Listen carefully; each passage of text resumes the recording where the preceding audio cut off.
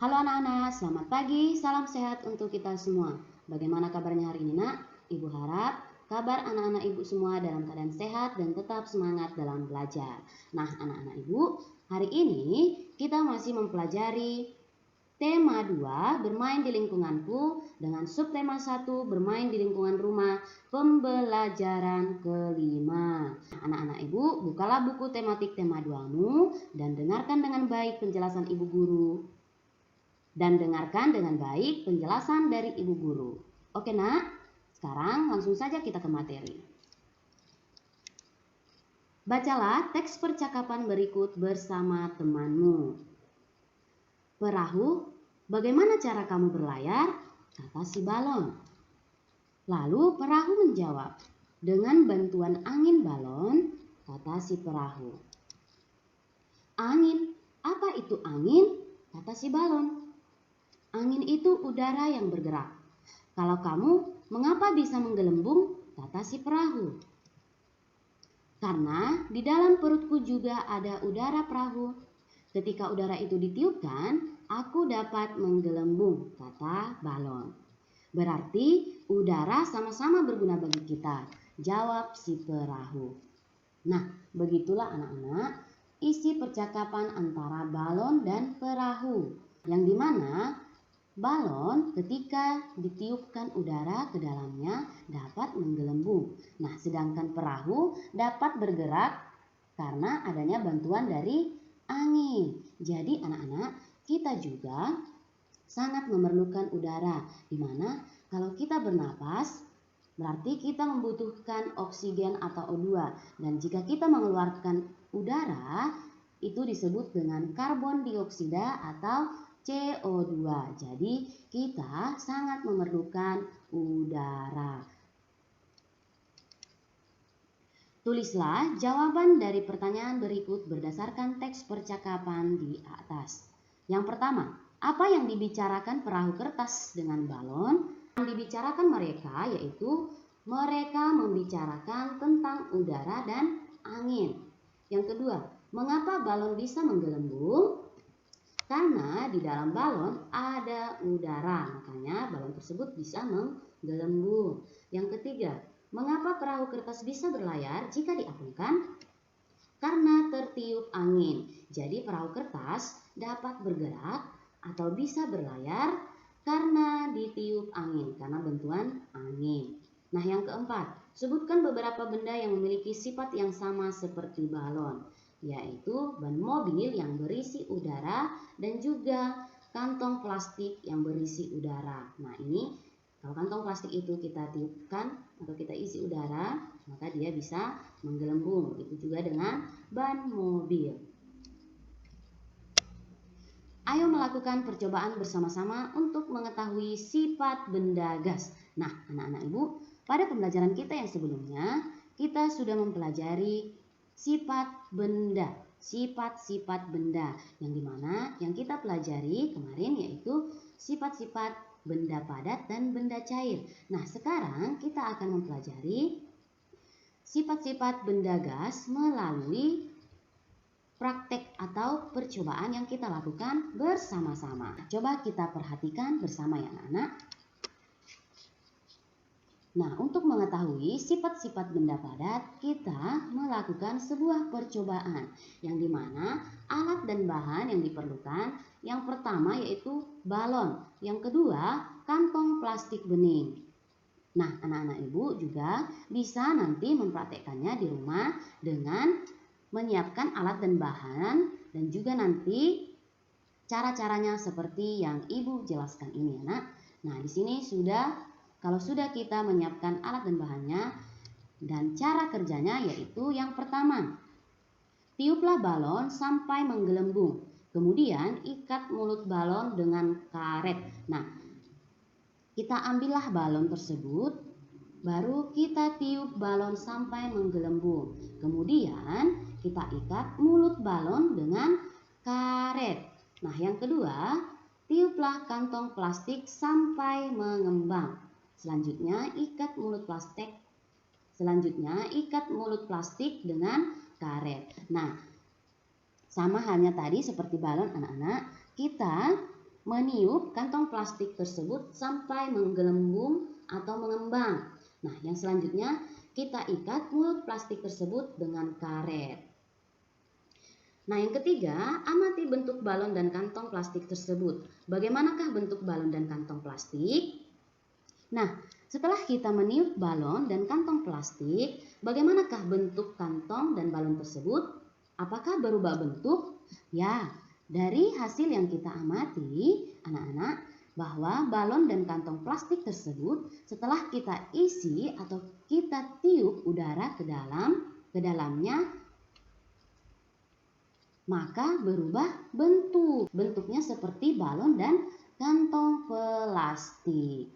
Jadi, balon dan kantong plastik mengalami perubahan bentuk. Nah, apa kesimpulannya? Nah, dari hasil yang kita praktekkan tadi dapat kita simpulkan.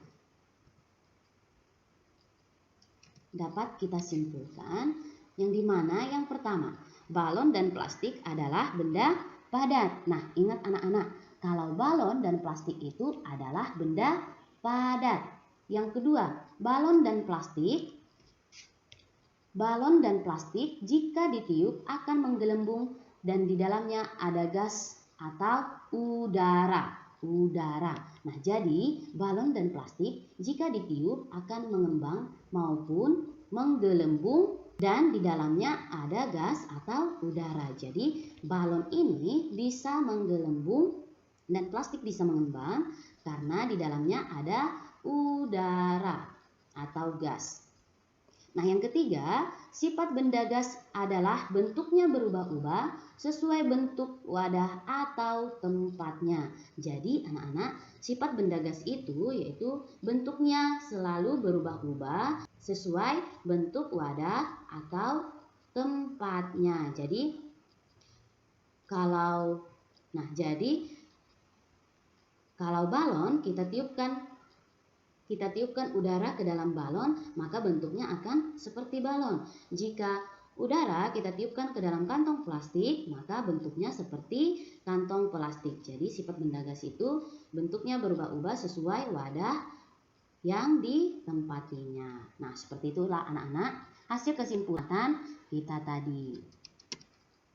Benda gas jika dipindah tempat, maka bentuknya akan berubah seperti tempatnya.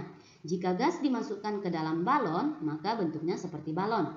Jika dimasukkan ke dalam botol, maka bentuknya seperti botol. Nah, anak-anak, benda gas itu jika dipindah tempatkan, maka bentuknya akan berubah seperti tempatnya. Nah, jika dimasukkan gas tersebut atau udara tersebut ke dalam balon, maka bentuknya seperti balon. Sama juga kalau dia dimasukkan ke dalam botol, maka bentuknya akan seperti botol. Nah, coba dengarkan bacaan teks tersebut. Ibu akan membacakannya. Anak-anak ibu juga nanti bisa mengikuti membacanya di rumah ya, Nak. Meniup balon. Balon terbuat dari bahan karet. Karet bersifat lentur dan elastis. Kita meniup balon, udara masuk ke dalam balon. Balon yang kita tiup akan menggelembung. Udara akan menekan balon ke segala arah. Udara dalam balon akan menyesuaikan dengan bentuk balon. Begitu juga dengan kantong plastik. Artinya, bentuk udara mengikuti bentuk wadahnya.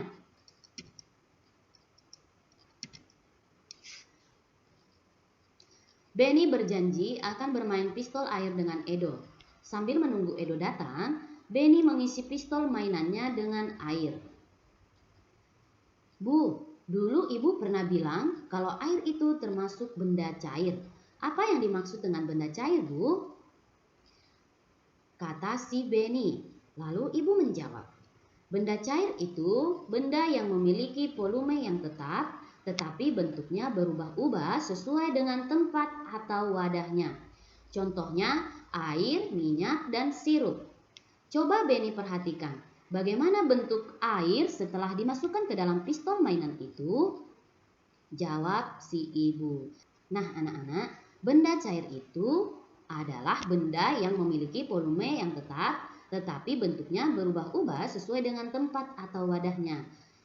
Yang dimana contohnya adalah air, minyak, dan sirup. Nah, di tangan Benny ada ada pistol mainan, yang dimana pistol mainan air, yang dimana saat Benny memasukkan atau mengisi pistol tersebut dengan air, maka bentuk air setelah dimasukkan ke dalam pistol mainan akan berubah bentuk seperti pistol mainan. Makanya benda cair itu memiliki bentuk yang berubah-ubah sesuai dengan tempat atau wadah yang ditempatinya. Bacalah teks berikut dengan lafal dan intonasi yang tepat.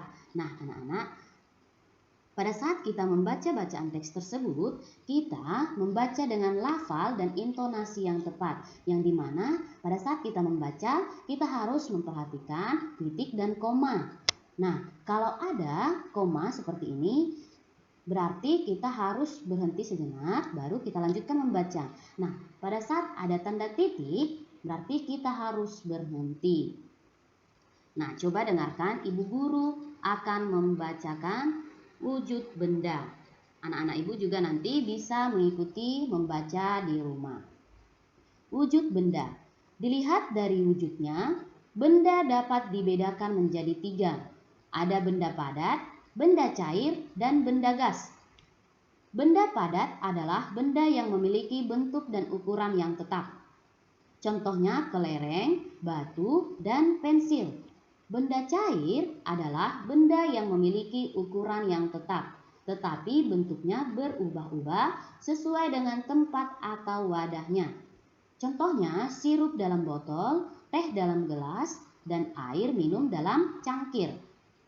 Sedangkan benda gas adalah benda yang memiliki ukuran dan bentuk yang selalu berubah-ubah sesuai dengan tempat atau wadahnya. Contohnya udara dalam balon, ban sepeda, dan kantong plastik yang ditiup. Nah, jadi anak-anak, di dalam bacaan teks tadi, yaitu wujud benda, bahwa wujud benda itu ada 3, yaitu benda padat, benda cair, dan benda gas. Nah, pada pembelajaran kita yang sebelumnya, kita sudah mempelajari mengenai benda padat dan benda cair. Nah, yang sekarang kita sudah mempelajari juga mengenai benda gas. Yang dimana kalau dia benda padat adalah benda yang memiliki ukuran dan bentuk yang tetap. Contohnya seperti kelereng, batu, dan pensil. Sedangkan benda cair memiliki ukuran yang tetap, tetapi bentuknya berubah-ubah sesuai dengan tempat atau wadahnya. Contohnya botol, teh dalam gelas, air minum dalam cangkir. Nah, dan benda gas adalah benda yang memiliki ukuran dan bentuknya yang selalu berubah-ubah sesuai dengan tempat atau wadahnya. Nah, contohnya udara dalam balon, ban sepeda, dan juga kantong plastik yang ditiup. Nah, begitulah anak-anak wujud benda. Nah, begitulah anak-anak wujud benda. Nah, di dalam bacaan teks tadi, kita dapat menemukan kata-kata yang memiliki makna atau arti. Nah, yang pertama itu kata wujud. Nah, wujud memiliki makna atau arti rupa atau bentuk yang dapat diraba. Itulah makna dari wujud. Nah, yang kedua yaitu ukuran. Ukuran memiliki makna atau arti yaitu isi atau besarnya benda dalam sebuah ruang. Nah, yang ketiga padat. Padat memiliki arti yaitu benda yang isi dan bentuknya tetap. Nah, yang selanjutnya yaitu cair. Nah, cair memiliki makna atau arti yaitu bersifat air atau encer. Nah, yang terakhir yaitu gas. Gas memiliki makna atau arti yaitu ringan bersifat seperti udara. Nah, inilah anak-anak kata-kata yang dapat kita temukan pada bacaan tadi, yang dimana kata-kata tersebut memiliki makna atau arti. Nah, contoh-contoh benda cair di sekitar kita. Ada susu, kecap, ada air, ada sirup, dan juga minyak. Nah, inilah anak-anak beberapa contoh benda cair yang ada di sekitar kita. Nah, sedangkan contoh-contoh benda gas di sekitar kita yaitu ada balon berwarna-warni, ada balon udara, ada uap air, ada asap, dan juga gas. Jadi anak-anak, balon ini bisa mengembang atau menggelembung karena adanya udara di dalamnya. Nah, uap air juga dan juga asap termasuk juga ke dalam contoh-contoh benda gas. Nah, permainan kepala, pundak, lutut, kaki. Nah, seperti inilah gambar permainan kepala, pundak, lutut, kaki. Pasti anak-anak ibu juga pernah melakukan permainan kepala, pundak, lutut, kaki kan anak-anak, yang nyanyinya seperti ini.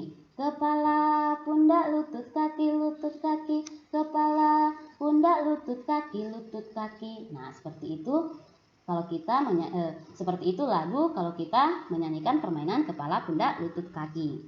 Permainan kepala, pundak, lutut, kaki membutuhkan konsentrasi. Jadi anak-anak, kalau kita bermain kepala, pundak, lutut, kaki, kita harus konsentrasi supaya kita tidak salah. Jika dalam lagu menyebutkan kata kepala, berarti siswa memegang kepala. Jika dalam lagu menyebutkan kata pundak, berarti siswa memegang pundak. Jika dalam lagu menyebutkan kata lutut, berarti siswa memegang lutut. Nah, jika dalam lagu menyebutkan kata kaki, berarti siswa memegang kaki. Ayo membaca. Bermain ada aturannya. Setiap aturan permainan harus dipatuhi. Ketika bermain tidak boleh curang. Aturan tidak hanya ada di dalam permainan saja. Di rumahku juga ada beberapa aturan. Teman-teman mau tahu?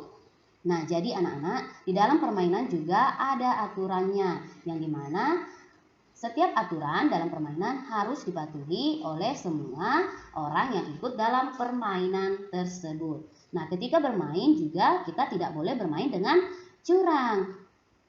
Nah, aturan juga tidak hanya ada di dalam permainan. Nah, kata si Benny, di rumahku juga ada beberapa aturan. Teman-teman mau tahu? Nah, aturan di rumah Benny yaitu contohnya seperti ini anak-anak. Setiap pukul 5 pagi, Benny sudah bangun tidur. Nah, setelah bangun tidur, Benny harus merapikan tempat tidurnya. Lalu pada pukul 6, Benny harus sudah mandi dan berganti pakaian sekolah.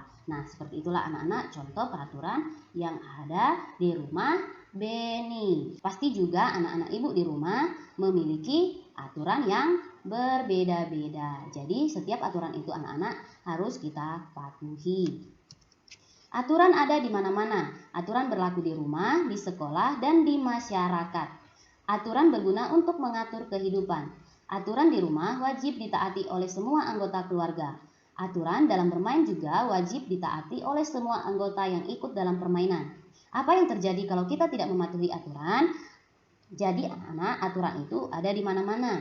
Ada di sekolah, di rumah, dan juga di masyarakat. Yang dimana aturan itu berguna untuk mengatur kehidupan. Supaya hidup kita itu lebih tertib, disiplin, dan tidak lupa waktu.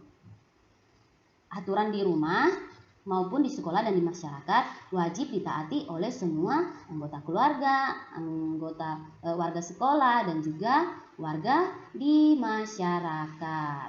Nah, apa yang terjadi kalau kita tidak mematuhi aturan? Tentunya yang terjadi anak-anak, kalau kita tidak mematuhi aturan atau tidak memiliki aturan,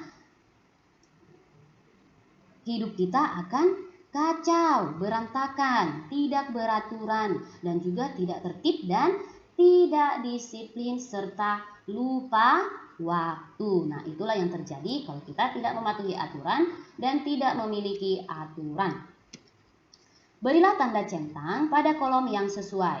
Nah, yang pertama, menonton sampai larut malam. Nah, menonton sampai larut malam ini perlu dilakukan atau tidak boleh dilakukan anak-anak? Tentunya tidak boleh dilakukan. Menonton sampai larut malam itu tidak baik. Nah, yang kedua, membantu ayah dan ibu. Nah, tentunya ini perlu kita lakukan di rumah, yaitu membantu ayah dan ibu.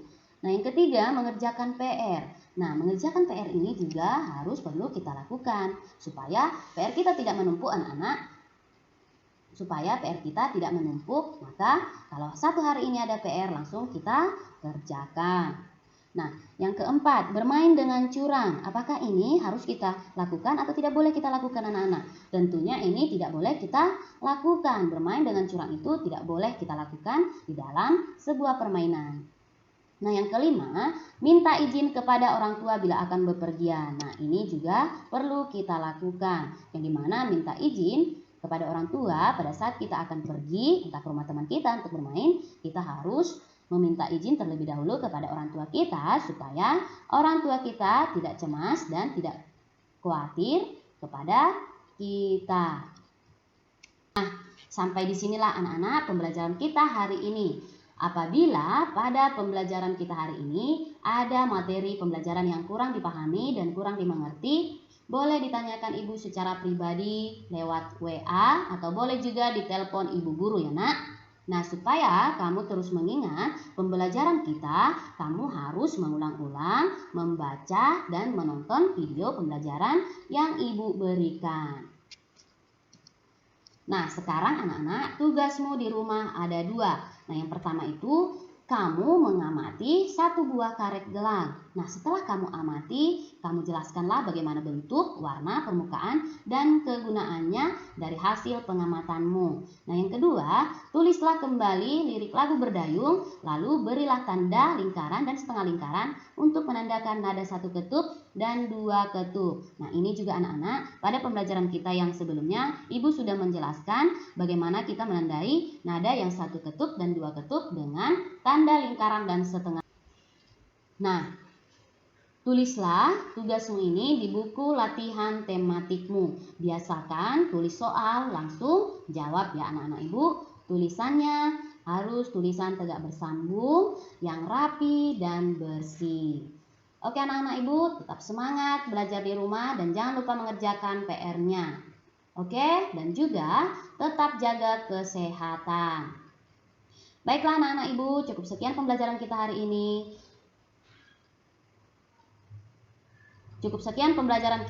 ini. Salam sehat untuk kita semua dan sampai jumpa di video pembelajaran kita yang berikutnya. Dadah!